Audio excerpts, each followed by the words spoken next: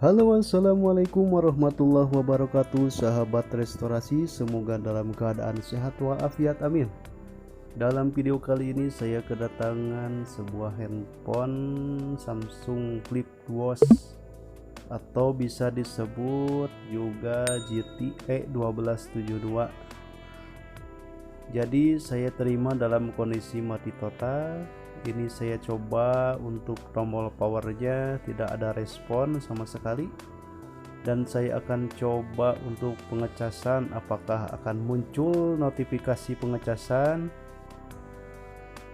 Nah, kan tidak ada muncul sama sekali notifikasi untuk pengecasan.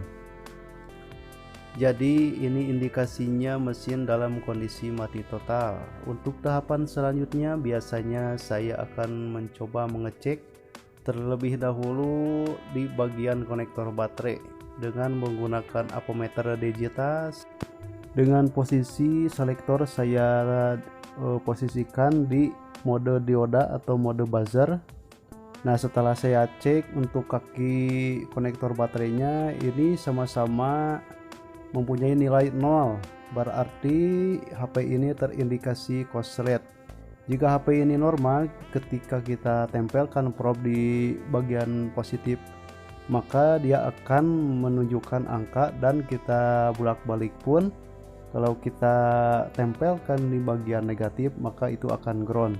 Tetapi di sini di HP ini setelah saya cek kedua-duanya ternyata terindikasi short atau korslet. Kemudian langkah selanjutnya saya mencoba untuk membuka terlebih dahulu bagian casing-casingnya, dan di sini saya buka terlebih dahulu baut-baut yang menempel di kaleng yang menutup IC. Di sini ada 4 untuk bautnya. Nah, di sini saya lihat kondisi mesin masih sangat mulus ya, tidak ada korosi ataupun bekas kena air. Setelah itu saya akan pastikan terlebih dahulu untuk bagian mesinnya apakah benar-benar ini mesin dalam kondisi short atau korslet. Dengan metode yang tadi saya coba tempelkan di bagian positifnya juga, itu terindikasi ground atau tidak ada nilai, berarti ini mesin dalam keadaan short. Nah, untuk memastikan yang lebih lanjutnya lagi, kita akan mencoba menggunakan power supply. Nah, coba perhatikan di jarum ampernya. Apabila kita tempelkan itu jarum langsung mentok, berarti ini mesin benar-benar keadaan short atau korslet. Nah, selanjutnya ya saya akan coba untuk mencari penyebab biang keroknya yang menyebabkan korslet. Biasanya itu di jalur pibet atau jalur plus baterai ya. Nah, tadi saya menemukan satu kapasitor yang short atau loss dengan angka yang ground kedua-duanya. Apabila kapasitor itu dalam keadaan normal, di kutub satu itu menunjukkan angka atau nilai, yang satunya lagi ground. Nah, saya sudah menemukan 2 kapasitor yang short. Kemudian ya terus kita akan cari kapasitor mana lagi yang short.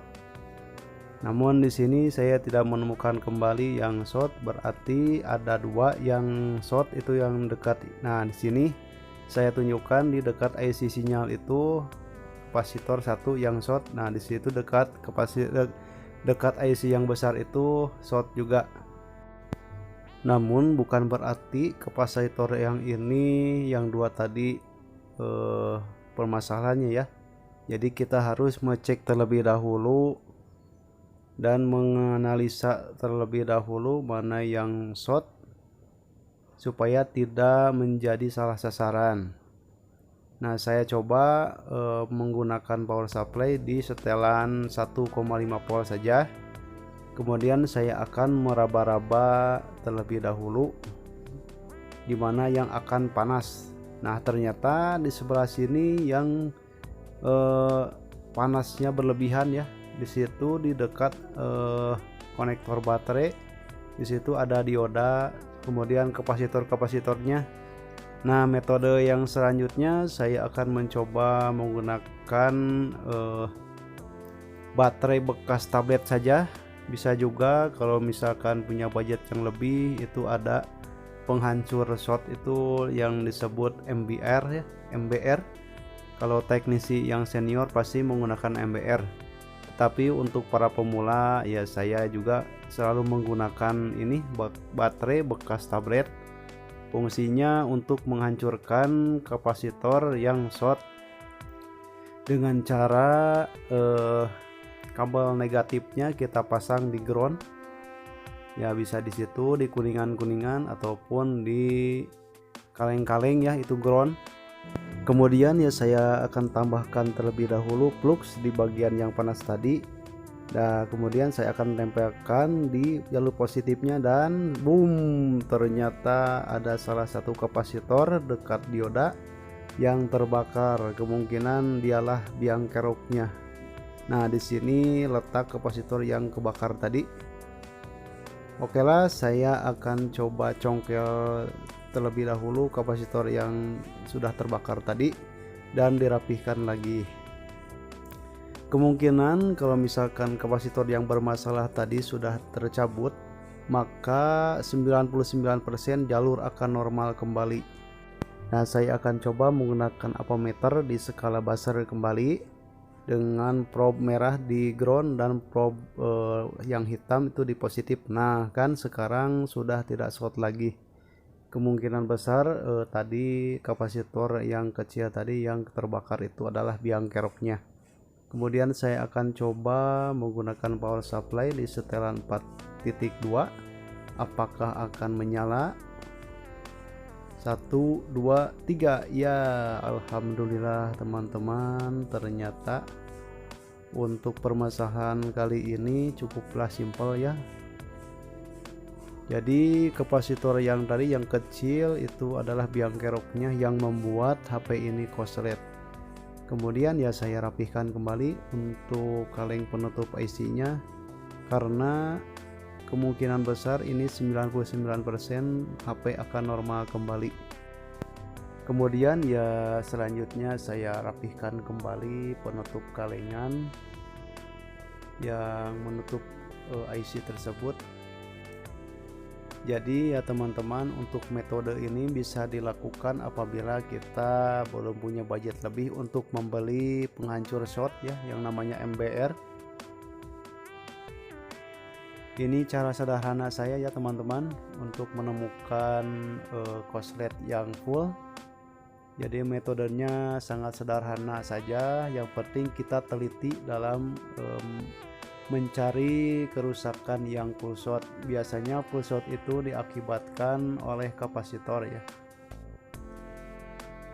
Nah, saya akan coba memasangkan terlebih dahulu baterai, apakah akan menyala. Bismillahirrohmanirrohim. Alhamdulillah teman-teman, sekarang HP-nya sudah menyala kembali. Jadi inilah metode saya untuk menemukan kapasitor yang korslet. Yang tadi kita lihat saya menggunakan baterai tablet saja dengan dicopot terlebih dahulu untuk filter yang di atasnya. Jadi itu bisa dijadikan untuk penghancur short ya. Nah, kemudian saya akan rapihkan terlebih dahulu untuk tulangannya dan saya rapihkan kembali untuk baut-bautnya ya teman-teman.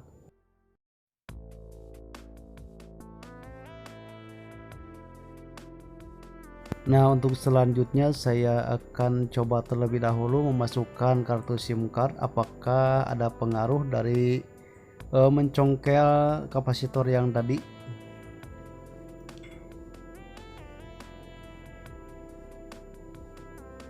Nah, sekarang kan SIM sudah terdeteksi, berarti kartu SIM terbaca dan aman. Nah, di sini juga kan sudah muncul nama operatornya. Kemudian saya akan coba untuk pengecasan. Nah, alhamdulillah ya, untuk pengecasan juga normal. Oke lah teman-teman, mungkin saya cukupkan terlebih dahulu untuk videonya sampai di sini. Mudah-mudahan ada manfaatnya untuk saya pribadi dan umumnya untuk para penonton. Akhirul kalam, wassalamualaikum warahmatullahi wabarakatuh. Salam restorasi.